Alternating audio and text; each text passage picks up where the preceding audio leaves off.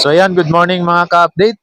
Ngayon po, patuloy tayong mag-update sa napipintong bakbakan, suntukan ni General Torre at ni Acting Mayor Basti Duterte. Welcome to Romis Update Channel! So mamaya nga mga ka-update, panonoorin natin yung video na kung saan makikita natin dito yung talagang desidido, yung talagang totoo sa kanyang sinasabi.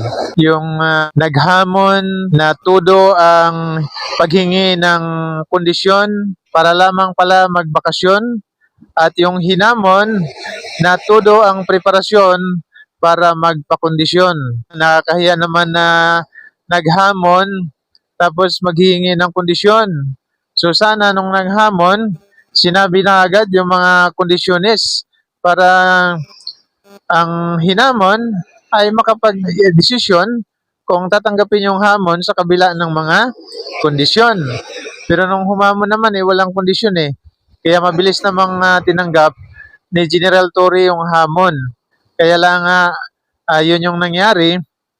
Kagaya ng nauna natin vlog, yung sinabi ko nga na kung sino yung magbibigay ng mga alibay ay siya yung masasabi natin direktang duwag. Panoorin na po natin yung video mga ka-update. Unahin natin yung kay General Torre.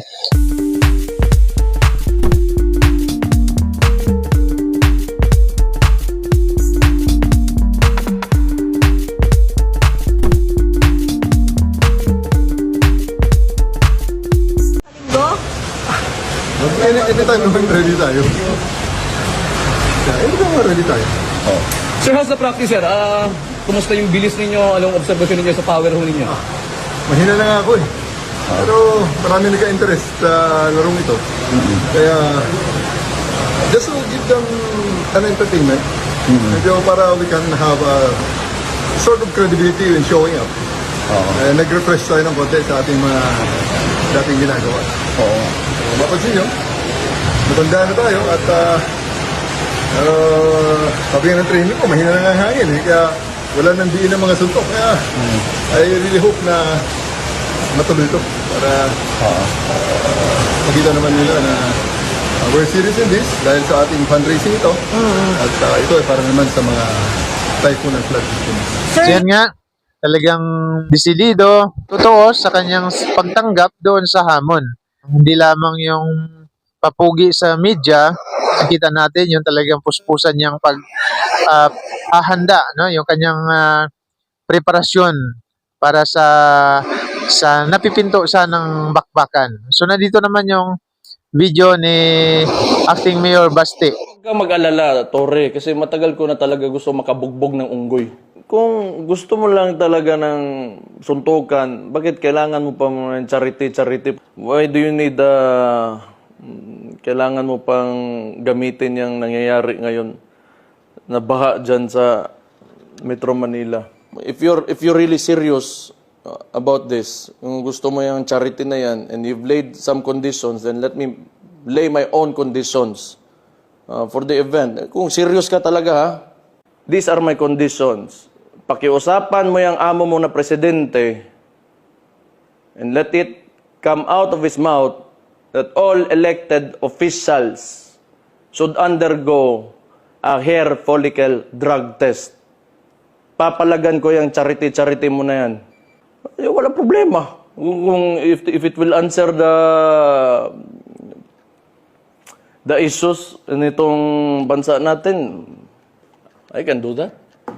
So nakita natin bagamat siya yung naghamon, pero sinasabi niya na si General Torre daw yung naglatag ng mga kondisyon. Wala namang kondisyon doon kundi ang hinihingi lang pumunta siya doon sa venue at hindi siya hinihingi ni General Torre na maghanap ng mga sponsor. May mga sponsor na sana sa laban. Wala nang wala namang ibang kondisyonis na hinihingi sa iyo kundi ang dapat lang kung talagang totoo ka sa sinasabi mo ay pumunta ka doon sa venue. Nandoon na, mayroon nang magdo-donate, aambag para lamang matuloy yung inyong laban. Walang kondisyon na hinihingi sa iyo. Ang hinihingi lang ay pumunta ka. Pero yun na nga, nakita natin yung maraming kondisyon at dito na yung nangyari sa kanyang mga conditionist na hinihingi mga ka-update. Panoorin din natin.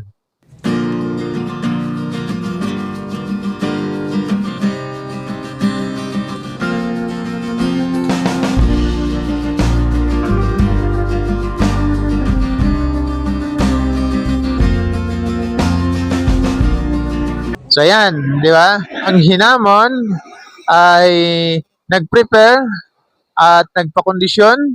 Ang naghamon, humingi ng kondisyon para sa kanyang bakasyon. So ayan mga ka-update, no? Sa hindi nakagusto ng ating vlog na to, pasensya po, pero yan po yung katotohanan. At sa mga nakagusto naman ng ating vlog na to, palike na lang po sa mismong video, pa-share na din po mga ka-update at pa-subscribe na rin po sa aming maliit na channel. So muli po, maraming salamat sa panonood at suporta. Glory to our Lord Jesus Christ and God bless po sa ating lahat.